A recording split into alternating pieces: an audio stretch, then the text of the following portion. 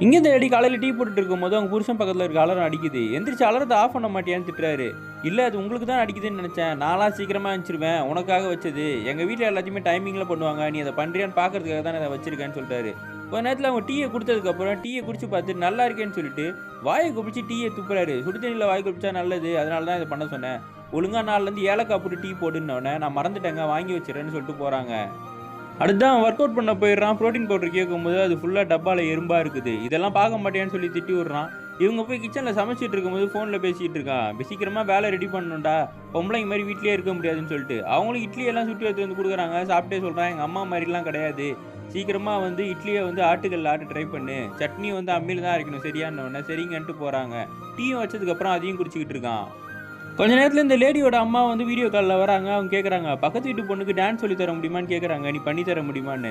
இல்லைம்மா அதுக்கெல்லாம் டைம் இல்லைன்னும் போது புருஷனும் பின்னாடி வந்து சொல்கிறான், நானும் சொல்கிறேன் கிச்சன்லலாம் ஹெல்ப் பண்ணுறேன், உனக்கு எல்லா வேலையும் பார்த்து தரேன்னு சொல்லும் போது வேணான்னு சொல்கிறா.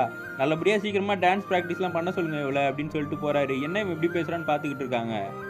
கொஞ்ச நேரத்தில் இவனும் ஃப்ரிட்ஜில் இருக்க சரக்கு எடுத்துகிட்டு வந்து அடிச்சுட்டு மட்டையாய் படுத்து தூங்கிடுறான். அப்போ தான் நம்மளுக்கு காட்டுறாங்க இந்த லேடி அந்த பாட்டில் எடுத்துகிட்டு போய் இவங்க ஃபுல்லாக குடிச்சிக்கிட்டு இருக்காங்க. இவங்க தான் எல்லா வேலையுமே பார்த்துருப்பாங்களோ இருக்காங்க. டீயில் போதை மருந்தை கலந்து கொடுத்துருப்பாங்க. அதனால தான் மயக்கம் போட்டு கீழே விழுந்திருப்பான். ப்ரோட்டீன் பவுடரில் வேணுனா தான் எறும்பு தூக்கி போட்டு இருந்திருப்பாங்க.